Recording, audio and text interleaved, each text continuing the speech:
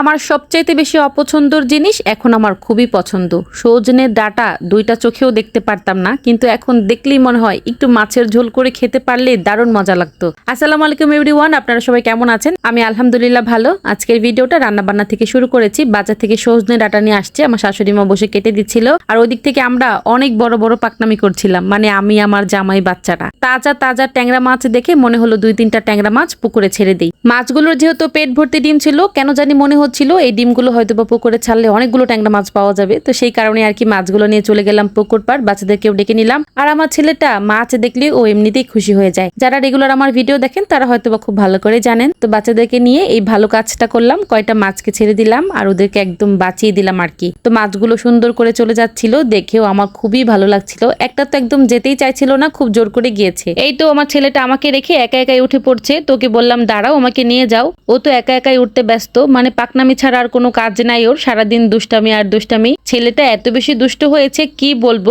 প্রত্যেকটা মানুষের নাকে একদম দড়ি দিয়ে রেখেছে।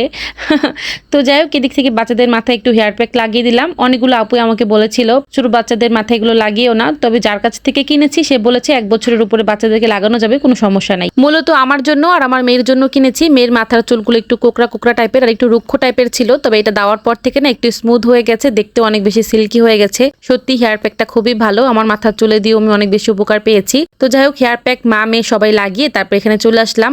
আমার শাশুড়ি মা আর আমি বসে মাছগুলোকে কুটে নিয়েছি। আমি প্রথমে তেলাপিয়া মাছ কেটে নিয়েছি। তেলাপিয়া মাছ আলু দিয়ে আজকে সজনে ডাঁটা দিয়ে ঝোল রান্না করব, আর ট্যাংরা মাছ ভুনা করব। পেলেন তো ছোট্ট করে একটা কান্নার আওয়াজ, জানি না কে কে লক্ষ্য করেছেন, তবে মেহেরিমা উঠে পড়েছে। ওকে আবার খাইয়ে ঘুম পাড়িয়ে দিয়ে তারপর আবার বয়স দিতে আসলাম। কি বয়স দেওয়া এত সোজা? এত সোজা না। মেহেরিমা হওয়ার পর থেকে তো আরো অনেক বেশি কঠিন হয়ে গেছে। ওই দুজনকে তো টিভি দিয়ে আসা যায়, তবে মেহেরিমার কাছ থেকে কিন্তু আসা যায় না। এই তো মাছগুলোকে ভালো করে লবণ দিয়ে ধুয়ে নিয়েছি, তারপর রান্নাঘরে চলে আসলাম। প্রথমে আমি তেলাপিয়া মাছগুলোকে লবণ হলুদ মাখিয়ে মচমচো করে ভেজে নিচ্ছি। আমার জামাই আবার মাছটাকে একদম শক্ত করে না ভাজলে খেতে চায় না। মাছটা ওই কর্নারে চুলায় দিয়ে এই চুলাই হচ্ছে আমি ট্যাংরা মাছটা ভুনা করে নিচ্ছি। আর এক ফাঁকে কিন্তু আমি ভাতও রান্না করে নিয়েছি। এই তো মাছটা একদম কষি, তারপর একটু ঝোল দিয়ে দিব।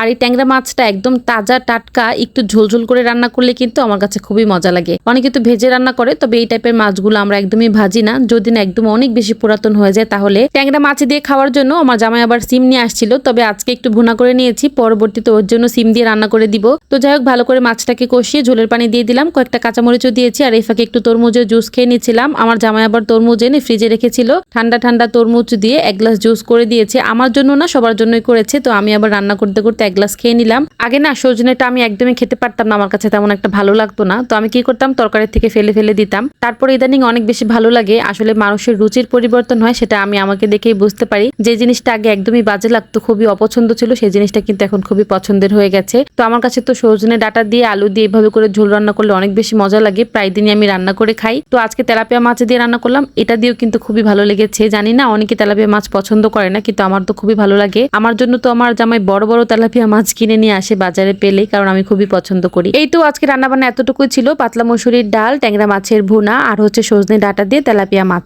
অনেক বেশি মজা হয়েছিল। মজা করে খাওয়া দাওয়া করে নিলাম। তারপরে কিছু ডিম রেখেছিলাম, হাঁসের ডিম। হাঁসের ডিমটা আমি খাই, আমার কাছে খুবই ভালো লাগে। তো ডিমগুলোকে ভালো করে ক্লিন করে ফ্রিজে রেখে দিয়েছিলাম। আর গতদিন যে বানিয়েছিলাম পুডিংটা, সেই পুডিংটা খেতে খেতে আপনাদের কাছ থেকে বিদায় নিয়ে নিব। সবাই অনেক বেশি ভালো থাকবেন। আল্লাহ হাফেজ।